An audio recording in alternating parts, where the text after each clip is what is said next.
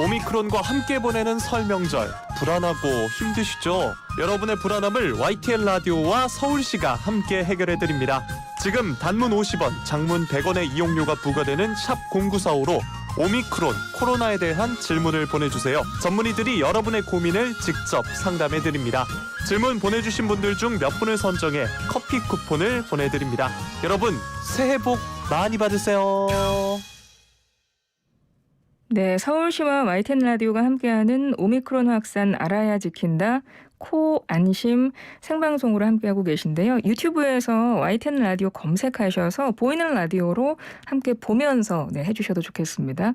유튜브 댓글창에도 여러분 궁금증들 또 여러분 의견 남겨주시면 되죠. 1부에서는 코로나19에 특히 취약한 만성질환자들의 예방과 치료 그리고 백신 부작용에 대한 궁금증들 풀어보겠습니다. 아주대병원 내분비대사내과 김대중 교수님 나오셨습니다. 어서 오세요. 안녕하세요. 아주대병원 김대중입니다. 네, 어서 오세요. 반갑습니다, 교수님. 설 연휴 중인데 이번 설 연휴 어떻게 보내실 계획이세요? 예, 어제부터 휴일이었는데 어제는 병원에 잠깐 다녀왔고요. 오늘은 여기 왔고 네. 내일은 또 병원에도 갈 일이 있을 것 같고 이번 명절은 아마 집에 있을 것 같습니다. 그러시군요. 예. 교수님 새해 복 많이 받으시고요. 이렇게 설 연휴에 우리 청취자분들 궁금증들 풀어주기 위해서 나와주셔서 정말 감사드립니다. 본격적으로 궁금증들 풀어보기 전에 내분비대사내과 전문의이신 거잖아요. 내분비대사내과 말이 좀 어려운데 이게 어떤 걸 보는 겁니까? 예.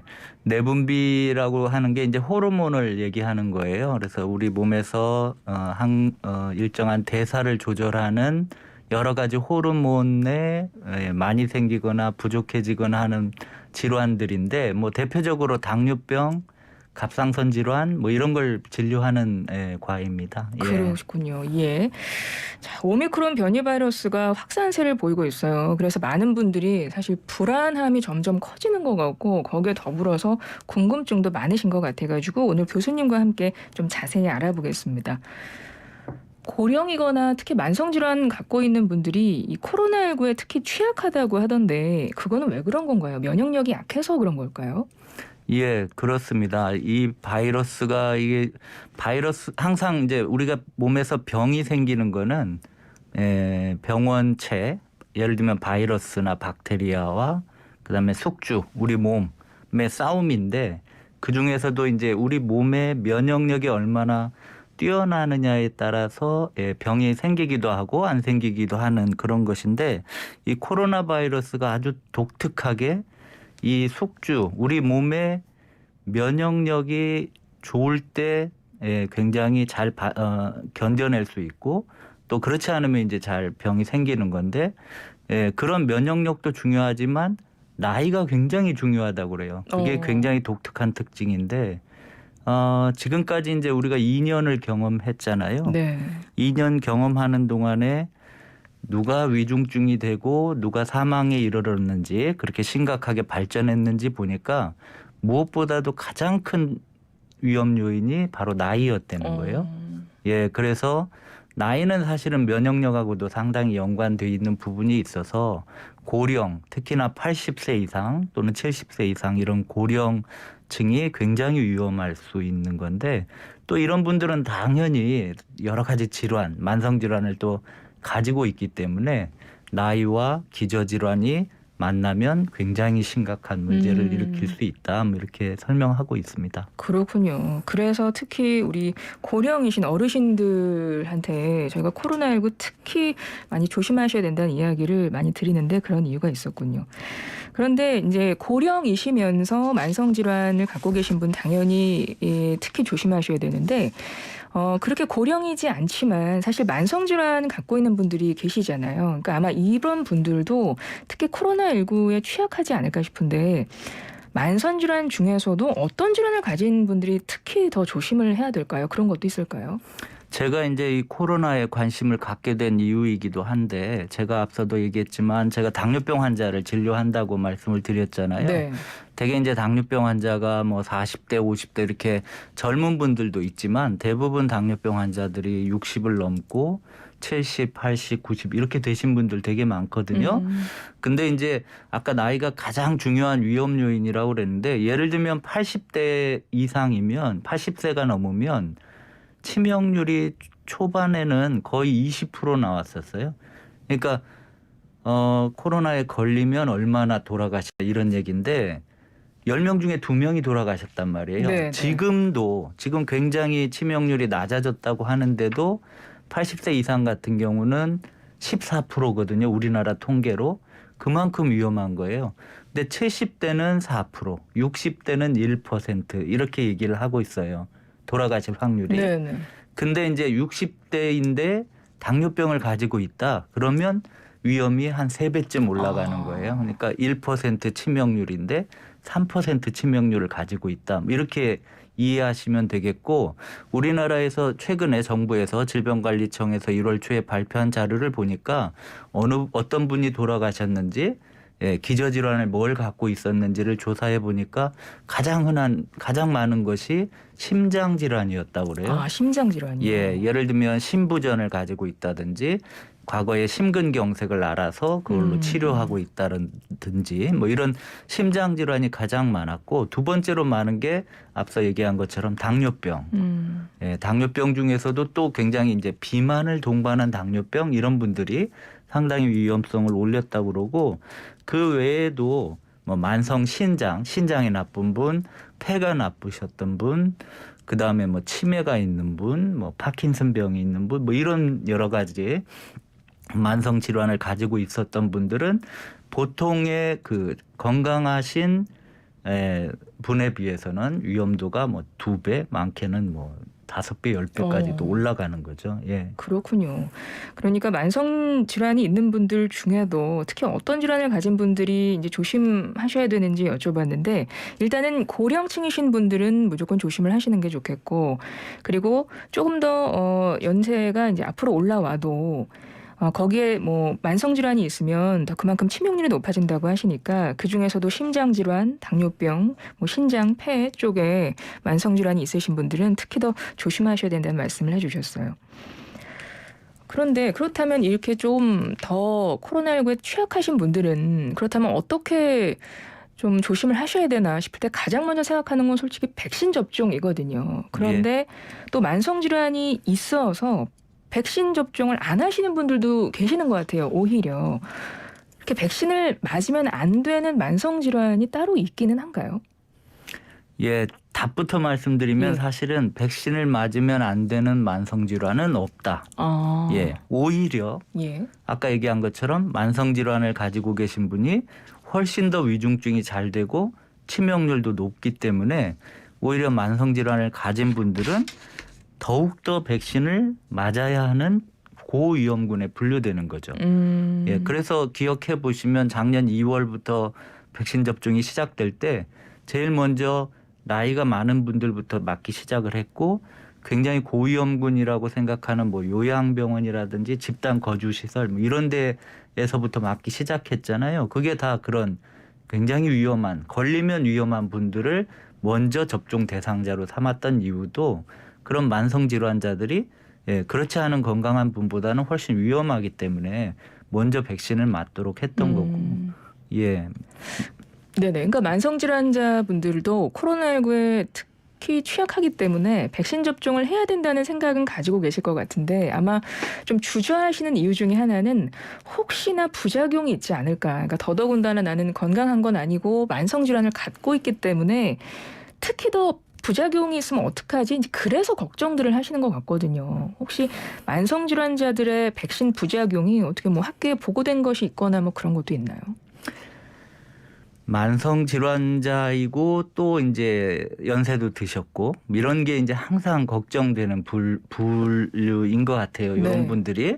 근데 이제 생각을 해보시면 그런 분들이 평소에 뭐 그렇게 특별히 문제가 없이 생활하다가도 어느 날 갑자기 문제가 생기는 분들이에요. 네. 예를 들면 저희는 이제 병원에서 일을 하니까 응급실에 어떤 분들이 찾아오고 병실에 어떤 분들이 입원을 하는가 하고 보면 잘 생활하시다가 갑자기 문제가 생기거든요. 갑자기 심근경색이 오기도 하고 뇌졸중이 생기기도 하고 또 갑자기 폐렴이 오기도 하고 이제 이런 분들은 이제 응급실을 통해서 입원을 해서 치료하고 뭐 이러는 건데 사실은 백신을 맞으면 지금 뭐 이미 너무들 많이 뭐 3번 맞으신 분들도 네, 네. 있고 그러니까 경험을 많이 하셨겠지만 굉장히 다양한 이상 반응들이 생기잖아요.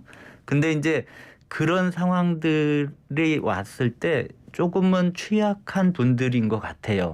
노인분들 특히 네, 네. 만성질환자 있고 그런 분들이 그런 몸이 갑자기 아픈 상황이 왔을 때 잘 견디지 못하고 어떤 문제가 발생하는 일은 있을 수 있다라고 생각이 되어지는데 사실은 냉정하게 의학적으로 이게 백신과 어떤 이상 반응, 어떤 질환과의 관련성을 이렇게 따지고 놓고 보면 아주 명확하게 관련성을 입증받고 있는 것들은 사실 많지가 않아요. 예를 대표적으로 얘기하면 아나필락시스라고 네, 네. 들어보셨을 텐데 중증 알레르기 반응이거든요. 이거는 워낙에 오랫동안 이제 연구가 되어 있고 또 그게 입증되어 있기 때문에 그런 부분들에 대해서는 그래서 당연히 이제 아나필락시스의 경험이 있는 분들은 백신의 금기 뭐 이렇게 분류되어 있죠. 네, 그래서 네. 저희가 백신 접종을 하러 가면 예진을 하잖아요. 먼저 그동안 어떻게 뭐 무슨 그쵸. 문제 있었던 적 물어보시죠. 없냐, 예, 약물 알레르기 반응 있었던 적은 없느냐 이런 거 물어보잖아요. 그거는 이제 그게 가장 금기증 중에 하나이기 때문이고 당연히 1차 접종을 했는데 그런 문제가 생겼다. 그럼 말할 것도 없이 그분은 2차, 3차 접종을 못하게 되는 이제 분류에 해당하는 부분이지만 그 외에 만성질환자에서 생기는 어떤 이벤트들 예를 들면 뇌경색이라든지 네, 네. 심근경색이라든지 심지어 사망하는 분들도 계신데 이거를 역학조사를 해서 면밀히 이렇게 따져놓고 보면 기저질환 때문에 그런 병이 생겼다 이렇게 되는 거예요. 결론은. 결론은. 근데 이제 그런 뉴스를 접하는 입장에서는 내가 기저질환, 당뇨도 있고 뭐 혈압도 있는데 그러면 나는 백신 맞으면 저렇게 되는 거 아닌가 하는 걱정을 그렇죠. 하는 거죠. 예. 예, 그게 이제 확률로는 굉장히 낮은 확률, 뭐 10만 명에 1명 이렇게 낮은 확률이라 하더라도 나한테는 생기면 그게 뭐 100%인 거니까 그런 맞아요. 염려는 당연히 갖고 있을 수밖에 없고. 예. 그렇습니다. 하지만 만성질환자들의 백신 부작용 특별히 보고된 것도 없고 그렇죠? 그런 건 없다라는 말씀하셨어요. YTN 라디오 코로나19 특집 생방송 오미크론 확산 알아야 지킨다 코 안심 함께 하고 계시고 지금 만성질환자 코로나 예방 치료법에 대해서 김대중 아주대병원 교수님과 이야기 나누고 있습니다. 저희 유튜브에서 YTN 라디오 보이는 라디오로 이 방송 함께 하실 수 있고 또 문자창도 열어놨습니다. 여러분 평소 궁금증도 올려주세요. 단문 50원, 장문 100원의 유료 문자입니다. 우물정 0945번이에요. 기저질환자의 백신 접종, 코로나 궁금증에 대한 사항, 상담 사연 올려주셔도 좋아요. 추첨 통해서 참여해주신 분들 중에 커피 쿠폰 선물로 보내드립니다. 헤라님 코 안심이라니 왠지 보호받는 듯한 느낌이 좋아요. 네. 자, 방송이라 그냥 딱딱하게 했는데 원래는 코 이렇게 해야 되는 건데 코 안심, 네, 이거죠. 2904번님. 안녕하세요 교수님. 저희 시어머니가 갑상선암으로 수술을 했는데 이것 때문에 무서워서 백신을 못 맞겠다고 하세요. 부작용이 있을까 봐서요. 지금 신제로이드 약을 복용 중입니다. 백신 접종해도 상관없겠죠? 이런 질문을 하셨네요. 예, 뭐 제 진료실에서도 제가 하는 환자들 중에도 그런 얘기 많이 하세요. 근데 굳이 얘기를 하면 갑상선암 수술한 거는 질환도 아니다. 뭐 이렇게 생각하시면 될 것 같아요. 네네. 전혀 걱정하실 필요 없고 신제로이드 약을 먹는 거가 전혀 뭐 심혈관 질환이나 이런 것과 크게 위험도에 관련이 없기 때문에 지금이라도 접종을 시작하는 게 좋을 것 같습니다. 네, 2904번님 시어머님 백신 접종하셔도 돼요. 6775번님, 당뇨로 고생 중인 69세 남성입니다. 백신은 부스터까지 다 접종 완료했지만 기저질환이 있어서 늘 조심하고 있습니다. 백신 완료했으니 돌파 감염된다 해도 힘들지 않게 넘어갈 수 있겠죠? 이런 질문인데 진짜 이거 궁금해하시는 분들 많으실 거예요. 우리가 백신을 이제 맞으면 그러니까 걸리지 않는 아무래도 확률이 높아질 것이고 그리고 만약에 걸린다 해도 약하게 지나가지 않을까 이제 이런 기대를 하거든요. 어떤가요? 예, 맞습니다. 예, 그렇기 때문에 백신 접종을 권하는 거고 위험 부담이 조금은 있지만 백신을 맞아주는 게 그래도 백신을 맞고 면역을 획득하는 게 훨씬 좋다고 얘기하는 건데 지금까지 뭐 전 세계에서 연구를 쭉 해보면 감염을 예방하는 효과는 좀 떨어진다. 특히 오미크론 때는 더 떨어져서 심지어 이게 뭐 물백신이냐 뭐 이런 얘기까지 하고 있지만 예. 그래도 감염 예방 효과도 한 50%까지는 나오는 것 같다 하는 건데 그거보다도 더 중요한 거는 지금 얘기하신 것처럼 중증으로 갈 위험. 입원을 해서 뭐 예를 들면 폐렴이 발생해서 중환자실 치료한다든지 최종적으로 뭐 안타깝게도 사망을 한다든지 이런 위험도는 적어도 70%? 예, 90%까지도 예방할 수 있기 때문에 연세가 드셨고 뭐 당뇨가 있고 이런 분들도 백신을 맞아두는 것이 그런 중증으로 가지 않도록 하는 가장 중요한 예방책이라고 지금 생각하는 거죠. 그렇군요. 우물정 0945번 50원의 정보 이용료 들어가는 유료 문자 계속 열려 있습니다. 여러분 궁금증들 계속해서 문자 메시지로 보내주시고요. 오미크론이 이제 확산세가 심각해지고 있어요. 그래서 지금 뭐 확진자도 하루가 다르게 막 올라가고 있어서 많은 분들이 걱정을 하실 텐데 그나마 조금 안심이 되는 것이 이제 치료제가 나왔다는 소식과 또 치료제의 중요성도 더불어서 더욱 커지고 있는 것 같거든요. 코로나19 치료제 국내에서는 어떤 게 쓰이고 있는 건가요? 예, 뭐 우리 국민이 최근 2년 동안 뭐 거의 전문가가 됐어요. 면역, 바이러스 이런 거에 전문가가 되셨는데 이제 병원에 입원을 하고 중증으로 가는 이런 상황에서는 쓰는 약들은 뭐 사실 큰 관심은 없을 거예요. 예를 들면 항체 치료제, 뭐 혈장 치료제, 덱사메타손 또는 렘데시비르 뭐 이런 막 어려운 이름의 약을 사용하는데 이게 이제 폐렴으로 중증 폐렴으로 진행하지 않게 하고 뭐 여러 가지 이런 예방하려고 하는 약이고 지금 아마 관심을 갖고 있는 거는 팍스로비드라고 하는 경구용 치료제일 거예요. 그렇죠. 먹는 치료제가 아마 많은 분들이 관심 갖고 계실 거예요. 우리 또 너무 잘 알잖아요. 인플루엔자 독감일 때 진단되면 바로 뭐 타미플루나 뭐 이런 약을 쓰면 훨씬 경증으로 이제 앓고 넘어갈 수 있어서 그게 이제 굉장히 많이 쓰고 있고 그래서 그게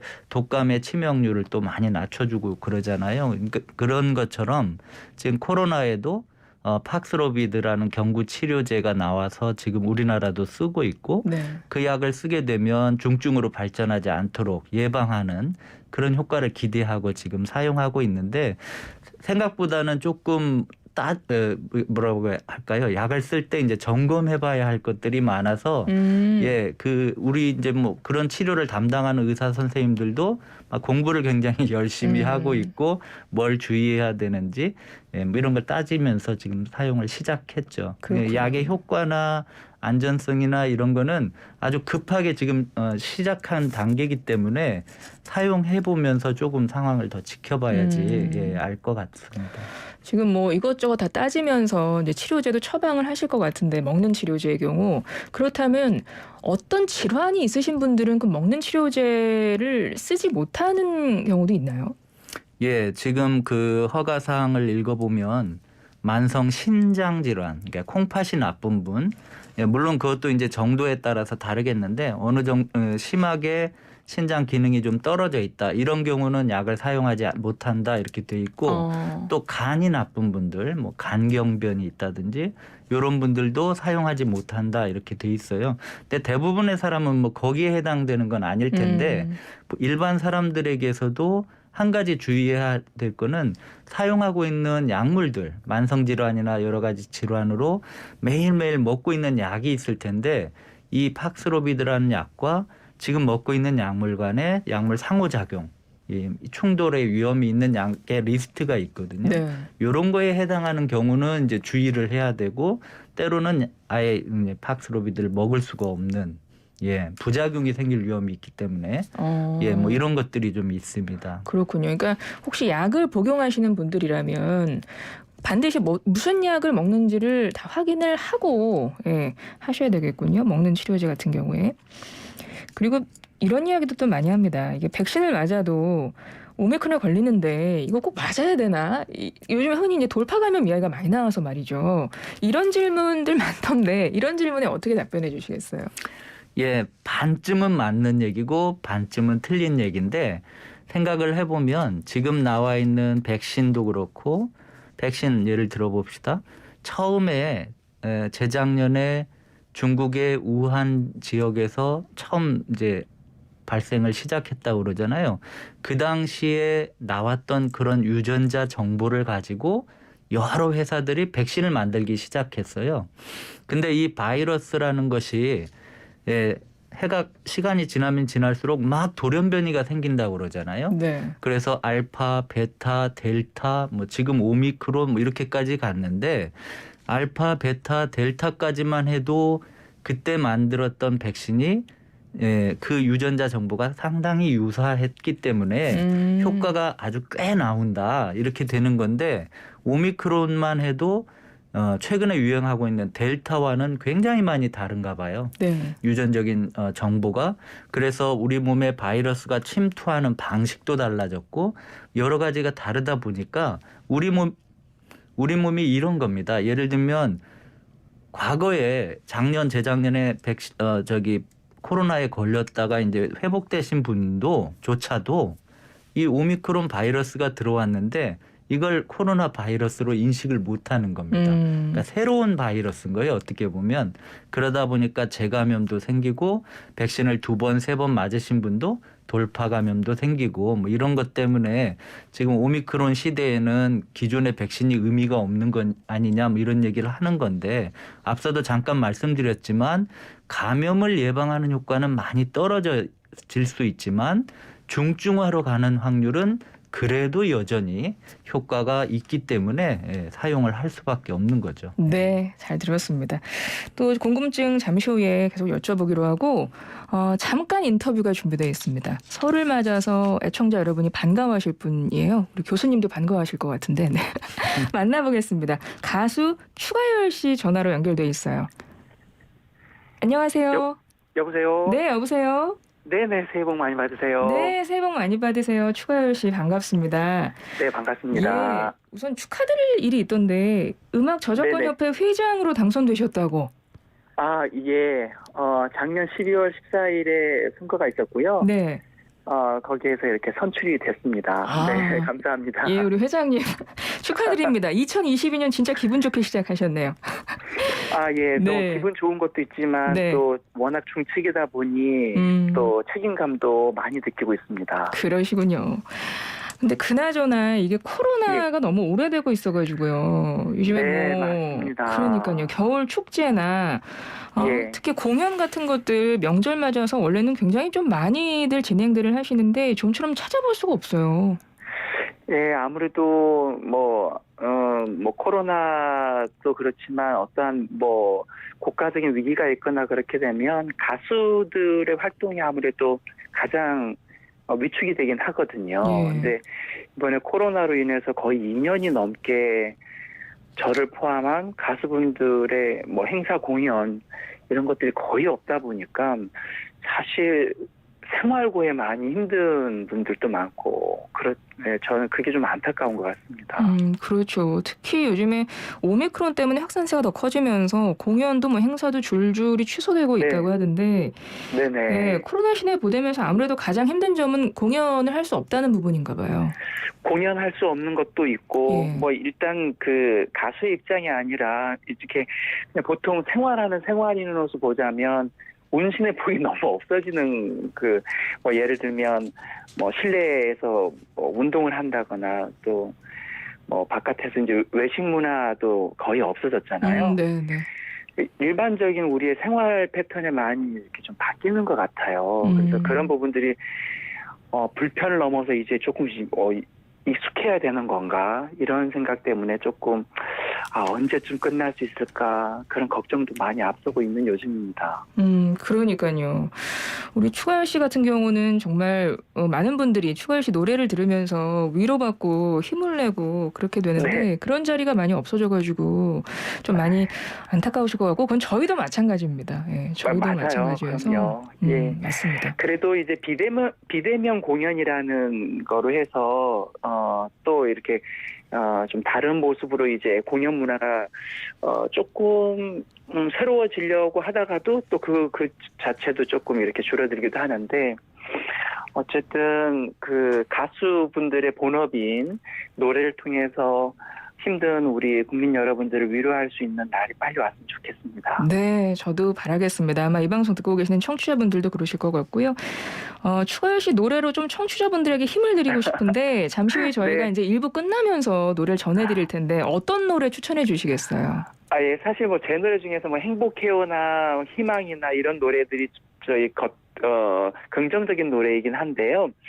때로는 밝고 행복한 노래도 위로가 될 수 있지만 조금 아련한 노래들도 그게 또 다른 힐링이 되는 것 같아요. 그래서 여수행이라는 노래가 있는데요. 그리운 사람이 그리울 땐 기차라도 타고 가서 그 친구의 얼굴도 보고 그리고 얼굴을 볼 수 없다 하면 전화 통화라도 한번 하면서 이 시기를 좀 극복하면 어떨까 하는 생각에 여수행이라는 노래를 추천해드리고 싶습니다. 네, 알겠습니다. 저희가 잠시 후에 1부 끝나면서 그 노래를 전해드릴게요. 추가열 씨, 예, 저희가 예. 설 맞아서 지금 코로나19 관련해서 특집을 하고 있잖아요. 그래서 많은 네네네. 분들이 뭐 이제 오미크론 확산세 관련해서 궁금증이 많아가지고 김대중 교수님이라고 전문가께서 나오셔서 저희 함께 이야기 나누고 있거든요. 예, 교수님. 네, 추가열 씨도 함께 교수님과 함께 인사를 좀 나눠보실까요? 네. 예, 안녕하세요, 교수님. 반갑습니다. 안녕하세요. 반갑습니다. 운전하면서 가끔 들어요. 감사합니다, 교수님. 고맙습니다. 네. 교수님 추가열 씨 노래 중에 특히 좋아하는 노래 있으세요? 제가 제목은 모르겠는데 저는 라디오 이렇게 틀어놓고 이렇게 운전을 하는데 가끔씩 나오는데 좋은 노래인 것 같아요. 네. 추가열 씨 노래 많이 나오고 많이 들으면서 다들 힘을 내시니까. 네, 우리 추가열 씨도 아주대 교수님이세요. 김대중 내분비내과 교수님이신데 요즘에 네. 코로나 때문에 여기저기서 이제 전문가 상담하면서 많이 나오실 수 있어요. 그때 좀 반갑게 봐주시면 좋겠어요. 그럼요. 당연하죠. 네. 또 궁금한 거 있으면 또 뭐 연락 주시도록 하겠습니다. 예, 알겠습니다. 감사합니다. 그 연휴인데 오늘 연결해 주셔서 정말 감사드리고요. 고맙습니다. 예, 새해 복 많이 받으세요. 예, 새해 복 많이 받으시고 그럼에도 불구하고 여러분 정말 설 명절 잘 보내시고 가족과 행복하게 보내시길 바라겠습니다. 예, 감사합니다. 고맙습니다. 네, 가수 추가열 씨와 이야기 나눠봤습니다. 서울시와 YTN 라디오가 함께하는 오미크론 확산 알아야 지킨다 코안심. 이번에는 청취자 한 분과 한번 전화 연결을 해볼게요. 방송 들으시면서 많은 분들이 궁금증을 보내주고 계신데 한 분 연결하겠습니다. 연결돼 있나요? 안녕하세요. 안녕하세요. 네, 안녕하세요. 반갑습니다. 네, 안녕하세요. 예, 저희가 오미크론 확산과 관련해서 많은 분들이 궁금증이 있으실 것 같아서 저희가 오늘 특집을 준비를 했어요. 혹시 어디 사는 누구신지 본인 소개 좀 간략하게 해주실까요? 네, 저는 서울 광진구에 살고 있는 하유정이라고 합니다. 네, 하유정님.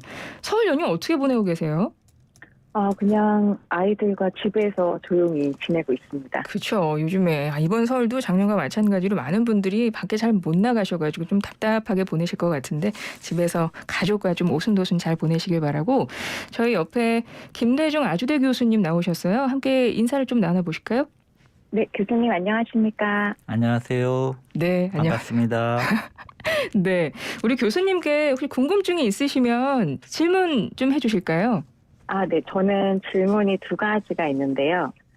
먼저 첫 번째 질문은 저는 이제 백신 추가 접종까지 다 맞은 경우인데 지금 뭐 뉴스나 이런 걸 보면 오미크론이 감염될 수도 있을 것 같아서 워낙 확진자도 많아지고 또 백신을 맞았다고 다 예방이 되는 거는 아니라고 하고 그렇다면 만약에 제가 이렇게 감염이 됐을 때 어느 정도로 이게 아플지 사실 그런 것도 사실 좀 궁금하거든요. 근데 저가 그 전에 독감에 걸렸을 때랑 비교를 한다면 이렇게 코로나 지금 오미크론 감염되면 어느 정도로 아프고 힘든 상황일지 조금 비교로 설명해 주실 수 있을지 궁금합니다.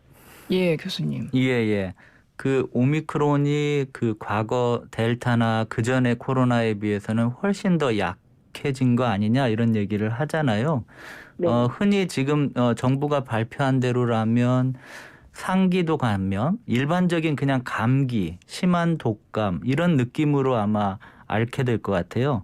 증상으로 보면 목이 아픈 게 의외로 또 많아진다고 그래요. 그러니까 상기도 감염, 감기 같은 거니까 그런 증상으로 많이 나타날 것 같고 열도 그렇게 심하지는 않고 더 짧게 아플 것 같다. 이게 이제 현재 상황이에요. 그러다 보니까 그냥 감기로 한 2, 3일 아픈 것이 대부분일 텐데 물론 사람에 따라서는 이제 또 더 심하게 아픈 분들도 어쩔 수 없이 나올 수는 있겠죠. 그래서 뭐 의사들 중에도 동료들 중에도 아이고 나 정말 인플루엔자보다는 더 심하게 아팠어. 뭐 이런 분들도 사실은 있는데 예, 너무 그렇게 두려워할 필요는 없을 것 같아요.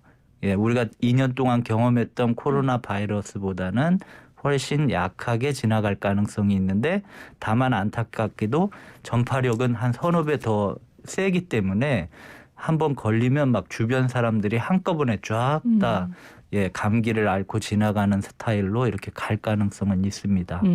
네. 첫 번째 질문의 답변은 되셨죠. 두 번째도 또 질문이 있다고 하셨잖아요. 어떤 건가요? 네, 저는 중학생 자녀가 있는데 이제 아이는 지금 백신 접종을 2차까지 다 맞은 상태인데 아이와 되게 친한 친구가 아직 백신을 접종하지 않은 상태고 또 아이는 그 친구와 그래도 집에서 따로 이렇게 놀고 싶어하는 상황인데 아이에게 어떻게 설명을 해주는 게 좋을지, 뭐 같이 놀아도 된다고 해야 될지, 뭐 놀지 말아라고 해야 될지, 사실 그런 게 조금 부모 입장에서는 되게 조심스러운 부분이라서 전문가 선생님의 의견을 듣고 싶습니다. 이거 많은 진짜 엄마 아빠들이 궁금하실 만한 내용이에요. 예, 굉장히 답을 하기 어려운 질문이긴 한데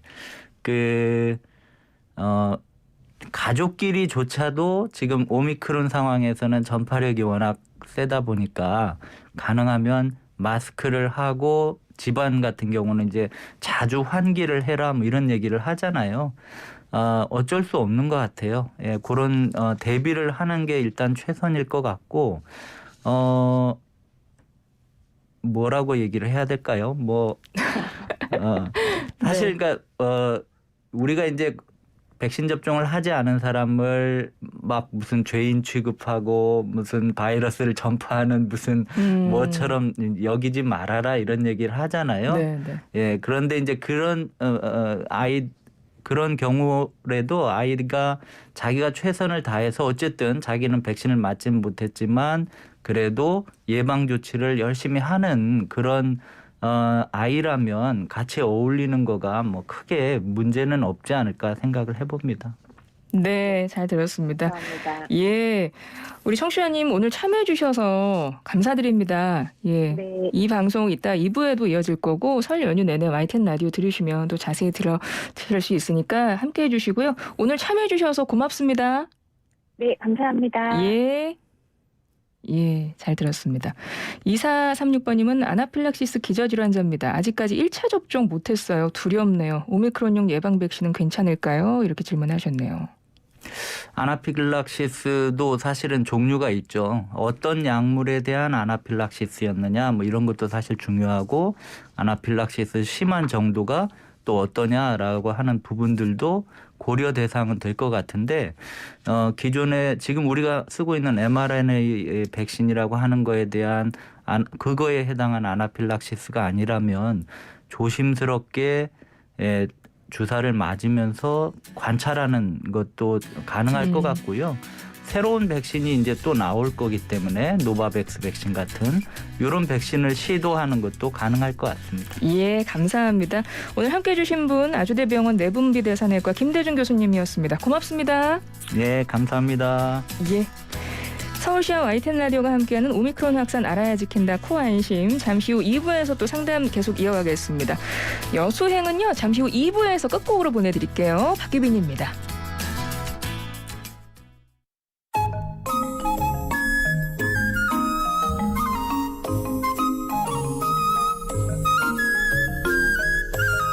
확산되는 오미크론으로 잠이 안 오시죠? 얼마나 불안하고 걱정되세요.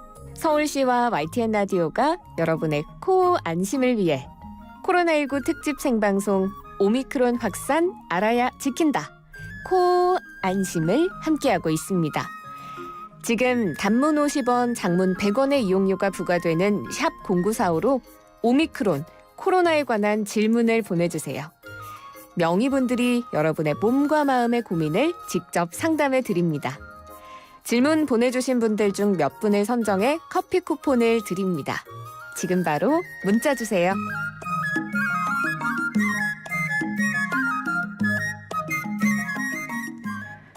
서울시와 YTN 라디오가 함께하는 오미크론 확산 알아야 지킨다 코 안심 2부 시작했습니다. 저는 박규빈입니다. 2부에서는 강북 삼성병원 조성준 교수님과 함께 감염병 스트레스에 대한 이야기를 나눠볼 건데요. 여기서 먼저 코 안심 퀴즈 드리고 갑니다. 이 변이 바이러스는 지난해 11월 남아프리카 공화국에서 처음 발견됐습니다. 세계보건기구가 지정한 13번째 변이이고 델타에 이은 5번째 우려 변이인데요. 지금 전 세계 코로나19 유행을 주도하고 있습니다. 감염 증상은 기존 감염과 다르지 않은데요. 다만 증상이 더 가볍고 짧게 나타나는 것으로 알려졌습니다. 기존 델타 변이보다 전파력이 2배 이상 빠른 이 변이 바이러스의 이름은 무엇일까요? 1번 유미크론, 2번 아미크론, 3번 오미크론. 단문 50원, 장문 100원의 유료 문자 우물정 0945번으로 답 보내주시면 돼요. 정답과 함께 코로나로 인한 심리적인 불안, 우울감 때문에 고민이시라면 궁금증도 함께 보내주시죠. 추첨 통해서 커피 쿠폰 선물로 보내드릴게요. 보기 다시 한번 말씀드립니다. 1번 유미크론, 2번 아미크론, 3번 오미크론. 50원의 유료 문자 우물정 0945번으로 퀴즈 정답 보내주시죠. 광고 듣고 올게요. 한우는 우리를 모이게 한우, 가게 한우, 인싸되게 한우. 우리의 한우, 사랑하게 한우. 이것이 한우의 기술, 별걸 다하게 한우 자조금. 서울시와 함께하는 YTN 라디오 코로나19 특집 생방송 오미크론 확산 알아야 지킨다 코 안심 두 번째 날 함께하고 계십니다. 코로나19 오미크론 변이 확산으로 신규 확진자 수가 연일 급증하고 있습니다. 오늘 코로나19 상황은 어떤지 짚어볼 텐데요. 서울시 박유미 시민건강국장이 전해주겠습니다. 박유미 국장님. 네, 안녕하십니까. 네, 안녕하세요. 연휴에도 고생이 많으십니다. 네. 예, 저희 조금 전에 퀴즈 냈거든요. 들으셨어요? 네. 네, 델타 변이보다 2배 이상 빠른 전파력 가지고 있는 이 변이 바이러스의 이름 1번 유미크론. 이거 국장님 이름에서 따갖고 온 거예요. 아니기를, 예. 네, 2번 아미크론, 3번 오미크론인데 국장님 전문가로서 힌트 네. 짧게 하나만 주실 수 있어요? 네. 정답은 뒤쪽에 있는 것 같습니다. 보기가 1, 2, 3번인데 정답은 네. 뒤쪽입니다. 네, 감사드리고요. 자, 오늘도 그러면 현재 코로나19 확진자 상황부터 좀 짚어주실까요? 네. 30일 0시 기준으로 서울시 확진자는 전일 대비해서 4,185명이 늘었습니다. 그래서 누적으로 27만 3,132명이고요. 서울시 확진자가 지금 현재 4,000명대로 여전히 높은 수준을 유지하고 있습니다. 코로나19 사망자는 2명이 추가 발생해서 누적으로는 2,179명이고 사망률은 0.8%입니다. 이제 특히 어저께 시작한 신속 항원 검사에 많은 시민이 참여하셨습니다. 7,340건 신속 항원 검사를 실시하셨고 이 중에서 125명이 양성으로 나와서 양성률은 1.7%입니다. 나온 분들은 PCR 검사 정밀 검사를 의뢰한 상태이고요. 시민들께서는 빠른 검사 결과를 확인할 수 있고 또 현장에서 바로 음성 확인서가 발급되는 것에 대해서 높은 호응을 보여주셨습니다. 신규 확진자를 보면은 연령대로 보면은 20대가 27%, 다음이 30대, 그다음 10대 순으로 젊은 층에서 많이 발생하고 있습니다. 네, 그렇군요. 지금 병상은 어때요? 병상 현황과 재택치료 현황은 어떤가요? 네, 지금 서울시 전체 병상 가동률은 아직은 안정된 상황입니다. 현재 28일 기준으로 서울시 감염병 전담병원에서 사용 중인 병상은 918개로 가동률은 23.3%이고요. 특히 중증 환자 전담 치료 병상 가동률이 중요한데 지금 17.7%로 아직은 20% 미만으로 유지하고 있습니다. 재택치료는 어저께 신규 확진자 중에서 81.8%가 재택치료로 배정받았고요. 그래서 3,422명이 신규로 재택치료 받았고 현재 16,447명이 재택에서 치료 중에 있습니다. 서울시는 이렇게 확진자 증가에 대비해서 병상을 그리고 재택치료를 잘 준비해 나가고 있습니다. 네, 새롭게 나온 소식이 있을까요? 우리 청취자분들이 좀 아셨으면 좋은 그런 정보 있으면 하나만 알려주세요. 네, 정말 중요한 정보 하나 말씀드리겠습니다. 네. 서울시는 이제 재택치료자가 비대면으로 재택치료하고 있으면은 불안하시고 증상이 생겼을 때 어떻게 해야 하는가 하는 그런 어려움이 생길 텐데요. 그럴 때 직접 대면 진료를 할 수 있도록 코로나19 외래 진료센터를 운영하고 있습니다.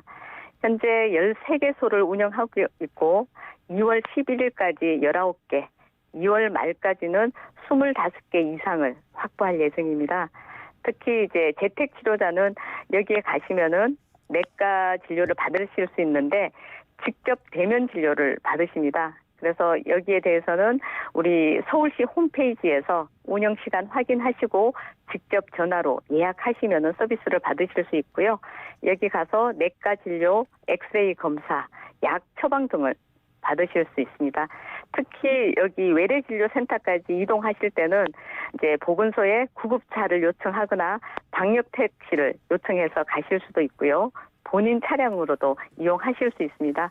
이제 다만 본인 차량으로 이동을 하실 때는 이제 예방 접종을 한 가족이나 친지가 운전하는 차에 운전자하고 대각선에서 우리 환자분들이 앉아서 이동해 주시면 좋을 것 같습니다. 네, 그렇군요. 끝으로 서울시에서 지금 여러 대응을 하고 있는데요. 뭐 소개해 주실 만한 게 있을까요? 네. 지금 이제 설 연휴입니다. 떨어져 계신 분들은 같이 모이는 시기인데요.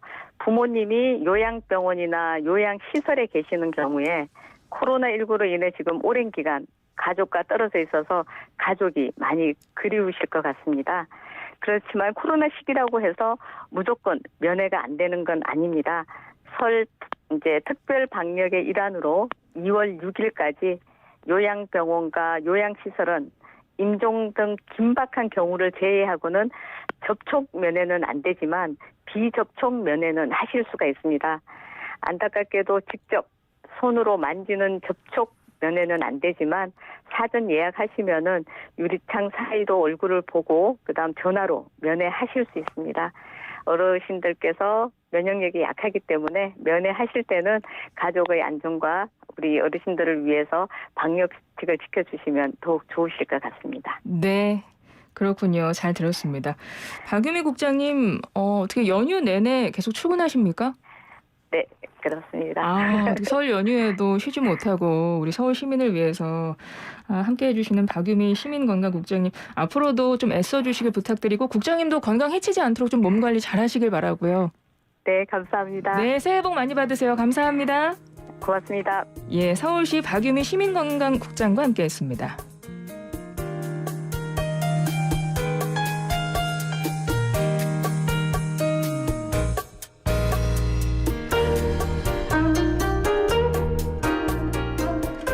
서울시와 함께하는 YTN 라디오 코로나19 특집 생방송 오미크론 확산 알아야 지킨다 코 안심.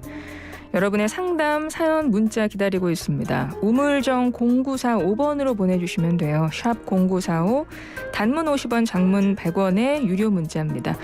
그러면 여러분의 상담 내용들 전문가와 함께 풀어보도록 하겠습니다. 유튜브에서 YTN 라디오 검색하셔서 보이는 라디오로도 함께 하실 수 있습니다. 코로나19가 장기화되고 여전히 확산세가 커지고 있죠. 그러면 마음의 불안감도 함께 커질 수밖에 없습니다. 긴 시간을 버티고 견디는 우리 모두의 마음 건강은 괜찮은 건지, 심리 방향 어떻게 탄탄하게 만들어 가야 할지 이야기 나눠보겠습니다. 강북 삼성병원 정신건강의학과 조성준 교수님과 함께하겠습니다. 교수님 어서 오세요. 네, 안녕하세요. 조성준입니다. 네, 교수님 반갑습니다. 설 연휴 어떻게 보낼 계획이세요? 뭐 입원 환자분들이 계신데요. 조금 매일 좀 가서 뵈야 되는 분들이 있어서 어제도 병원에 좀 다녀왔고 내일도 잠깐은 들려야 될 것 같고요. 나머지 시간은 이제 평소에 가족들이랑 시간 보내는 게 좀 어려웠었는데 뭐 이번 연휴를 통해서 좀 애들도 좀 같이 많이 놀아주고 네. 할 생각입니다. 오늘도 같이 좀 놀아줄 계획이 있으신가 봐요. 오늘 네네. 예쁜 따님과 같이 오셨어요. 그죠? 네, 딸이 이제 방송국이 뭐 하는 데인지 잘 모르길래 제가 한번 직접 같이 와봤습니다. 아, 네. 예. 지금 우리 아버지의 멋진 모습을 보고 있습니다. 우리 따님이. 상담 사연부터 만나본 후에 그럼 본격적인 이야기를 나눠보죠.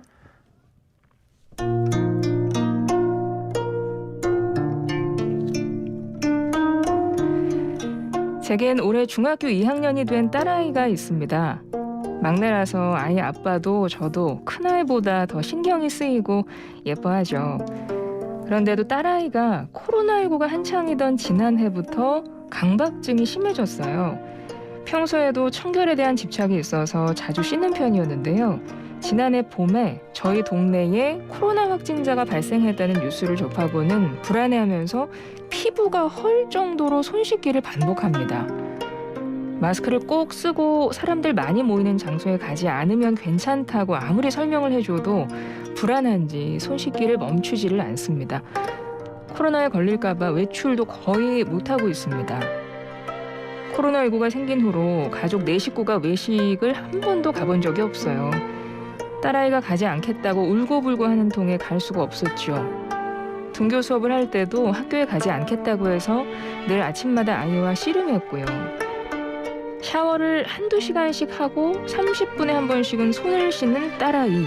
어떻게 도와줘야 할까요?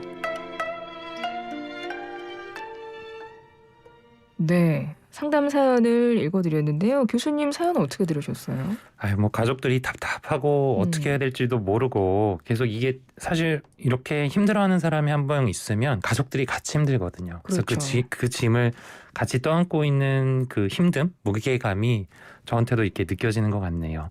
그래서 저희가 이제 좀 잘 살펴보면 이게 저희가 팬데믹이 사실 요 근래에도 몇 번 있었거든요. 그래서 2009년도에도 이제 H1N1 팬데믹이나 이럴 때 보면 어린이나 이제 청소년들의 삶이 좀 떨어지고 불안, 청결 이런 것들에 대해서 과도하게 집착하고 감염병이라든지 아니면 주변 사람을 실제로 상실을 경험을 하니까 지나치게 공포감을 경험하고 아이들이 그냥 평소에 앓고 있던 정신질환이 더 심해지기도 하고 또 하나는 이제 영유아 아동들이 마스크 쓰고 사회적 거리두기 하고 이러면서 사회성 같은 게 좀 떨어지면서 다 같이 이제 고생하는 일들이 좀 벌어졌거든요. 아마 이런 맥락에서 좀 이해를 같이 해봐야 될 것 같아요. 네.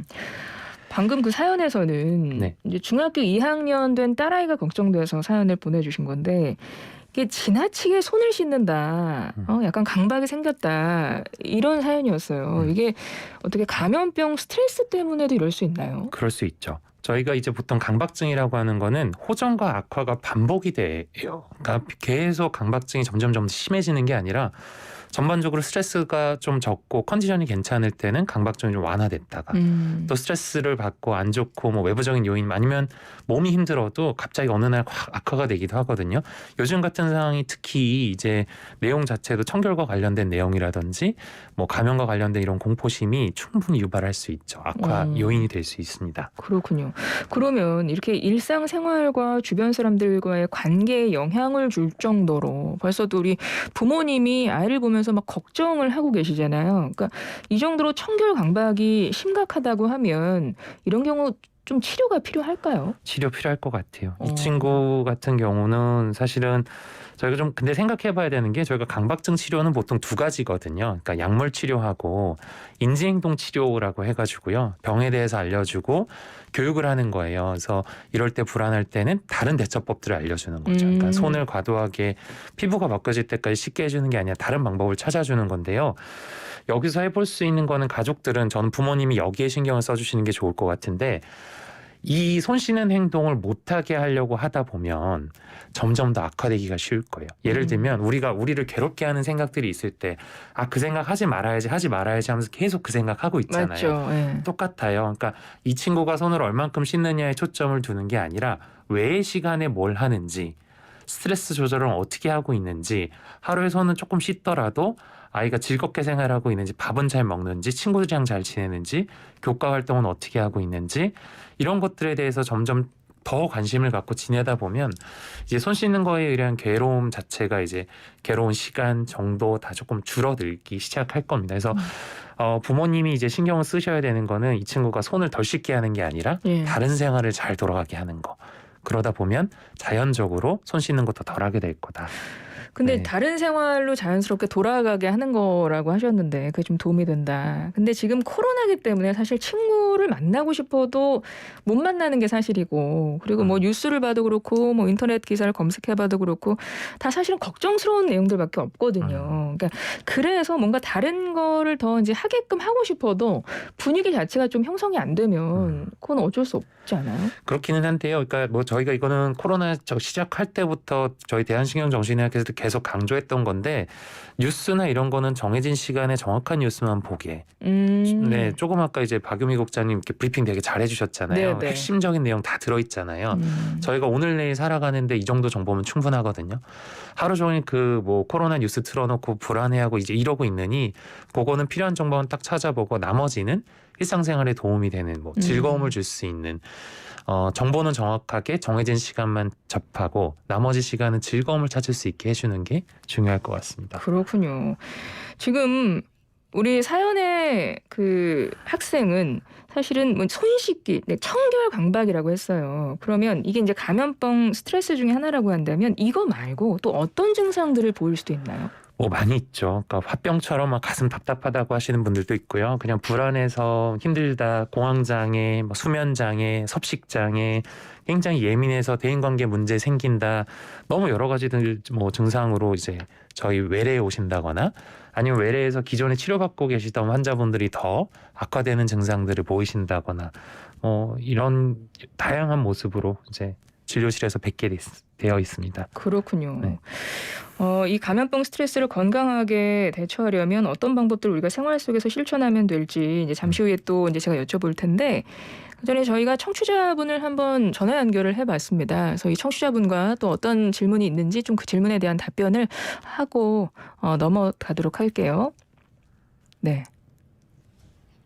예, 안녕하세요. 아이랑 자가격리 끝내고 바람 쐬러 가고 있어요. 사연 보내주신 분입니다. 전화 연결 이분 해볼게요. 한번 만나보죠. 안녕하세요. 네, 안녕하세요. 예, 안녕하세요. 반갑습니다. 어디 사시는 누구세요? 인천 남동구 사는 김예림이에요. 네, 김예림님. 우리 교수님과 인사 나누시죠. 정신건강의학과 조성준 교수님 나오셨거든요. 네, 안녕하세요. 네, 안녕하세요. 예. 좀 궁금증이 있어서 전화 연결을 하셨을 텐데 어떤 궁금증이 있으신가요?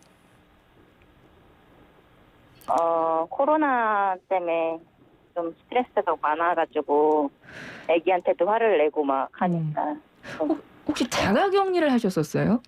네, 맞아요. 며칠이나 하셨나요? 지금 한 10일 했어요. 10일 동안? 네네네. 얼마나 힘드셨을까요? 그러면 뭐 가족들이 다 하신 거예요? 아니면 우리 예림님만 하신 거예요? 저랑 아이랑만 같이 했어요. 같이 10일 동안 자가격리. 자가격리 기간 동안에 가장 힘들었던 건 어떤 거였나요?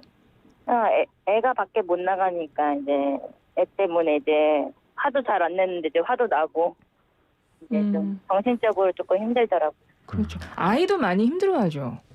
네, 애도 이제 떼쓰고 오히려 더 울고.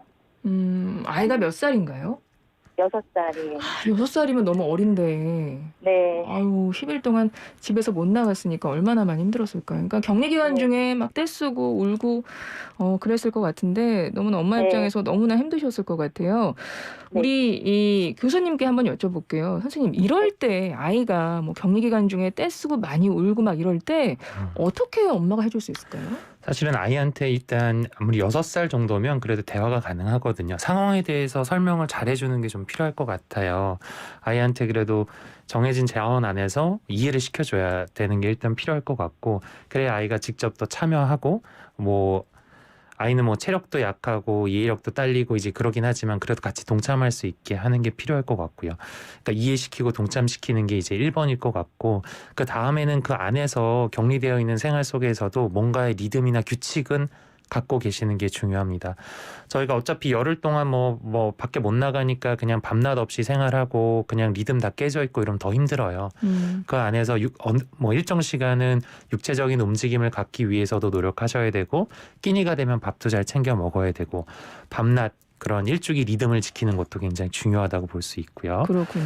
그다음에 이제 그 격리가 끝나고 난 다음에 아까 이제 그 김예림님께서 아이 데리고 바람 쐬러 가고 있다 말씀하셨거든요. 네. 이렇게 대처하시는 것도 저는 좋을 것 같아요. 그러니까 안전한 범위 안에서 바람을 좀 쏘이고 환기하고 이런 것도 필요할 것 같고, 그다음에 이제 아이 보느라고 좀 고생하셨잖아요. 그러니까 좀 아이하고 조금 떨어져 있는 시간도 좀 필요하지 않을까 생각도 듭니다. 그래서 뭐 본인이 이제 스트레스를 해소할 수 있는 어떠한 그런 공간, 시간을 마련해 보시는 것도 중요할 것 같습니다. 네, 예림님 들으셨죠? 네, 예. 네. 그러면 자가격리할 때 아이가 6살인데 자가격리, 그러니까 10일 동안 집 밖으로 못 나가는 상황에 대해서 설명은 해주셨죠? 네, 맞아. 지금 코로나가 위험하다고 예. 그러면서 이제 자가격리 들어갔다고 못 나간다고 설명은 해줬어요. 그러니까 아이가 뭐라 그래요? 그냥 내라고 답은 하는데 네. 그렇죠. 답답하죠. 네, 네. 근데 이제 격리는 끝났지만 네, 그 네. 이제 정신적인 후유증도 뭐 있다고는 하더라고요. 혹시 뭐 네. 아이가 격리 끝나고 나서 뭐 조금 더 뭐 우울해한다거나 뭐 약간 그런 것도 느끼셨어요? 그냥 밥을 좀 더 잘 안 먹고 그렇더라고. 아, 그래요. 한번 교수님께 여쭤볼게요. 이렇게 아이가 이런 것도 좀 트라우마도 될 수 있나요? 뭐 트라우마가 뭐 어쨌든 평소랑 좀 다르게 생활을 하잖아요. 예. 변화가 나타나는 것 자체가 스트레스예요. 스트레스 정의 자체가 평소에 가지고 있는 항상성, 일정성을 깨는 게 이제 스트레스거든요. 그러니까 아이가 활동량도 줄어들고 햇볕도 못 쬐고 이제 이러면 당연히 입맛도 떨어지고 기분도 떨어지고 기운도 떨어지기 쉬운 환경일 거예요. 근데 이제 아이들은 또 반대로 잘 적응합니다. 네. 그러니까 적응도 잘해요. 그러니까 열흘이라는 시간이 짧지는 않지만 다시 이제 회복해 가는데 잘해 나갈 거다, 이런 믿음 버리지 않으셨으면 좋겠고, 사실은 열흘이라는 시간 동안 고생을 하고 나면 회복을 뭐 1시간 만에 되기 하겠어요. 그렇죠. 그러니까 맞아요. 저희가 회복되는데도 조금 기다려 주셨으면 좋겠고, 이것만으로 뭐 어떤 트라우마가 된다 어떤다 이거는 아이를 한번 잘 살펴보실 필요가 있지 않나. 입맛은 잘 돌아오는지, 평소와 좀 다른 행동이나 뭐 버릇 같은 게 나오진 않는지 좀 잘 살펴보시면 되지 않을까 싶습니다. 네, 예림님 지금 자가격리가 언제 끝난 거예요? 어저께 끝났어요. 어저께. 그러니까 이제 아직 얼마 안 돼서 이제 지금은 입맛도 없고 뭐 이제 그럴 수 있는데, 지금 교수님 네. 말씀을 들어보니까 이제 조금씩 일상 예전처럼 돌아오는지 한번 보시는 게 좋다고 말씀을 해주시네요. 네, 그리고 감사합니다. 잘 견뎠다고 좀 칭찬해주는 것도 좋을 것 같아요. 아, 네. 예, 제가 칭찬을 좋아해서 그런지 모르겠는데 칭찬받으면 힘나잖아요. 아, 네. 네, 예림이 이제 네. 자가격리, 뭐 이제 코로나 검사 우리에게 피할 수 없는 일상이 되고 있어요, 진짜. 네. 이런 일을 겪게 되실 우리 아이 엄마들, 부모님들께 유경험자로서 좀 해주고 싶은 말씀이 있으신가요? 이제 그냥 잘 지켰으면 좋겠어요. 이런 수칙 같은 거를 잘 지키고 그냥 빨리빨리 검사 받아가지고 결과도 빨리 알려주고 그랬으면 좋겠어요. 네, 알겠습니다. 예, 오늘 이렇게 참여해 주셔서 너무 감사드리고 자가격리 중에 너무나 수고 많으셨어요.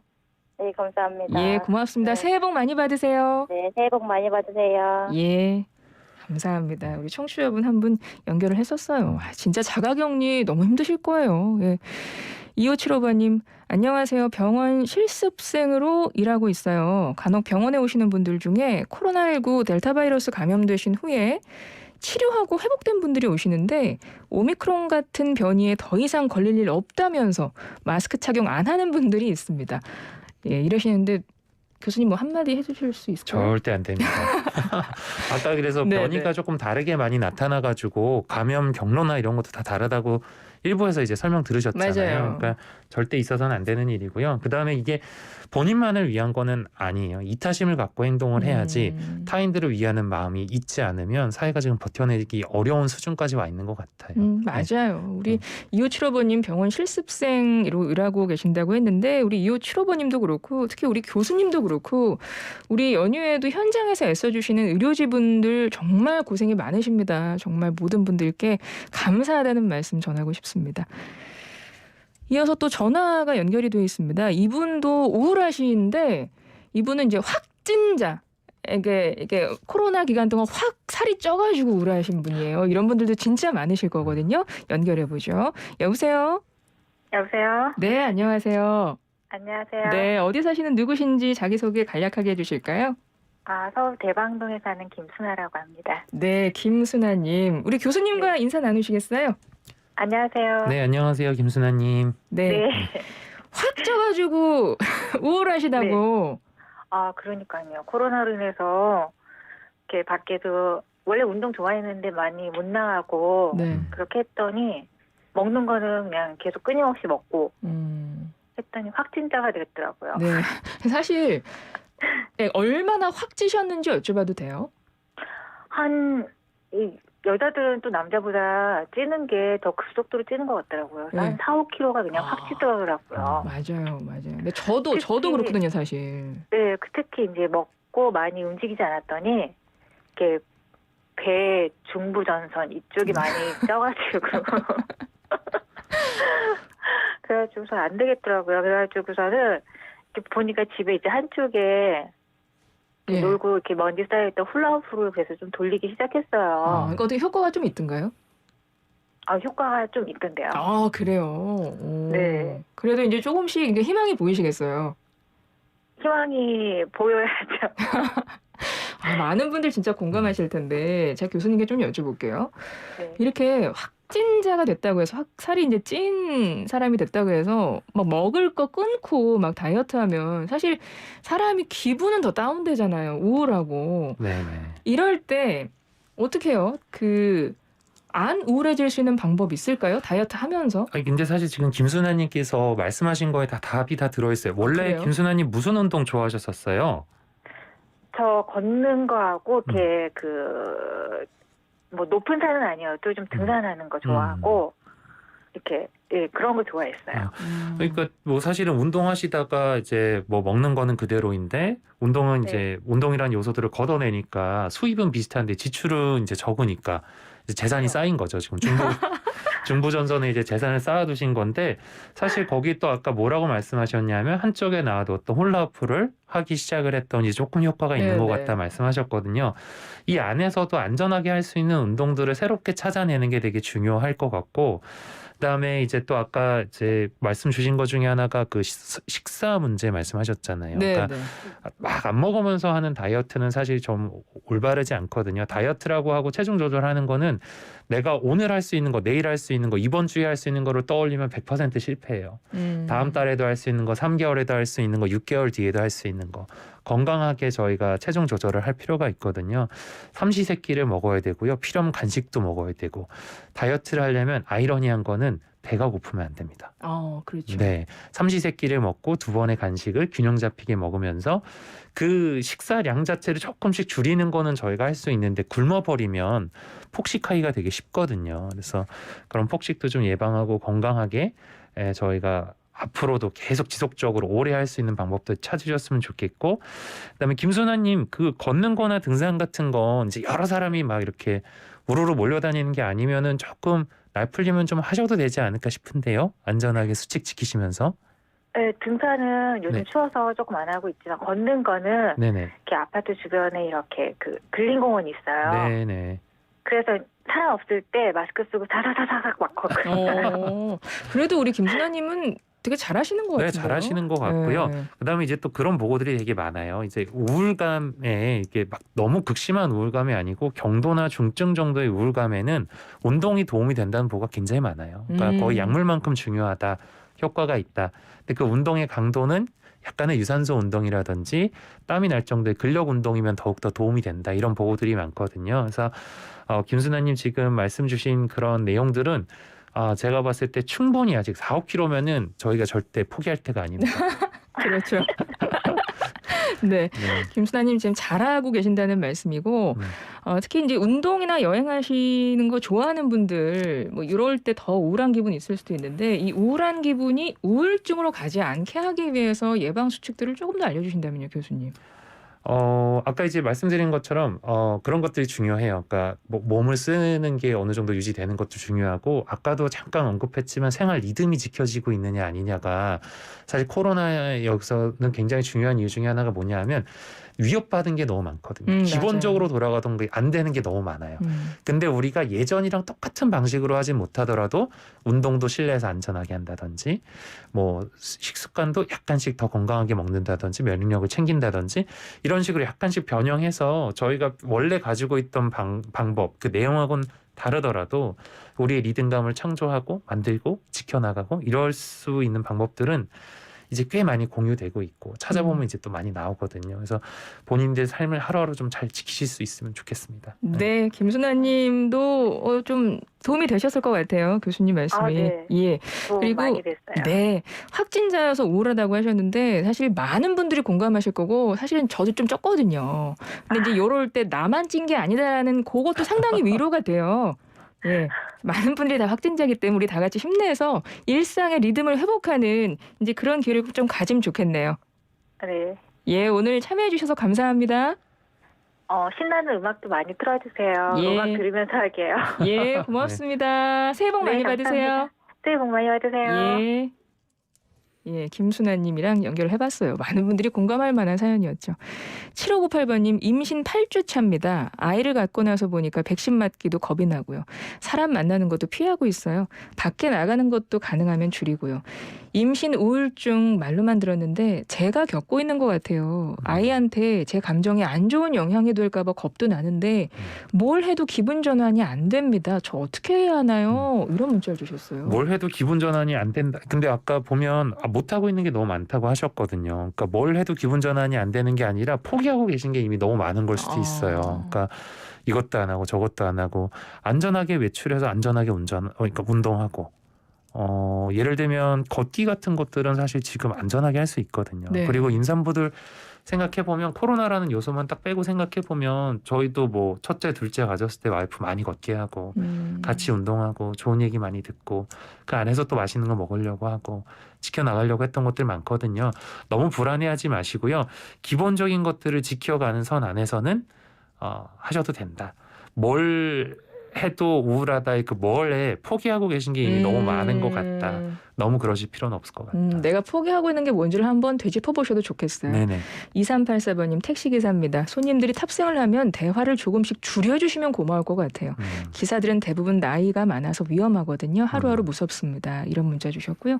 5106번님 작은 가게 운영하고 있는 자영업자입니다. 방역도 중요하지만 장사가 너무 안 되니까 진짜 힘이 듭니다. 이런 상황이 오래 지속되다 보니 괜히 가족들에게 짜증과 화만 늘었어요. 감정 자체가 자제가 잘 안 됩니다. 욱하면 스스로 컨트롤이 안 돼요. 이런 사연을 주셨는데 교수님 끝으로 짧게 우리 청취자분들께 이 좀 우울하게 지금 이 코로나 시국을 보내고 있는 분들께 한 말씀 해주신다면요. 사실 우리나라 국민들만큼 잘해온 국민들이 또 어디 있나 싶기도 해요. 그러니까 맞아요. 참 잘해오셨고요. 이제 뭔가 변화의 바람이 이제 또 불기 시작한 것 같아요. 그 변화가 좋은 방향으로 끝맺음 될 수 있도록 조금씩만 더 힘내면 되지 않을까 싶고 우리의 삶 다시 되찾을 수 있을 거라는 확신 절대 버리지 않으셨으면 좋겠습니다. 힘내시고 꼭 희망 버리지 않으셨으면 좋겠습니다. 예, 감사합니다. 지금까지 강북 삼성병원 정신건강의학과 조성준 교수님과 함께했는데요. 교수님 오늘 말씀 감사드리고 새해 복 많이 받으시길 바랍니다. 네, 새해 복 많이 받으십시오. 감사합니다. 예, 고맙습니다. 서울시와 YTN 라디오가 함께하는 오미크론 확산 알아야 지킨다 코 안심 마무리할 시간입니다. 오늘 퀴즈 정답 3번 오미크론이었죠. 예, 정답은 뒤쪽에 있었습니다. 가장 뒤쪽에. 당첨자는 방송이 끝난 후에 개별적으로 연락드릴게요. 내일은 코 안심 세 번째 시간으로 오미크론에 대한 궁금증 그리고 우울증과 명절 스트레스에 대해 자세히 알아보겠습니다. 내일 오전 10시 20분에도 YTN 라디오와 함께 해주시고요. 저는 여기서 이만 인사드리겠습니다. 추가열의 여수행 전해드리면서 인사드릴게요. 박기윈이었습니다. 고맙습니다. 바꾸니 술 한잔 하러 세상이 힘드니 생각나는 건 그 친구의 웃음소리뿐. 세월은 가는데 주름은 지는데 살아온 인생 뒤돌아보니 먼 곳에 있어도 마음은 가까운 그대가 있어 행복하구나. 그리운 친구 만나러 간다.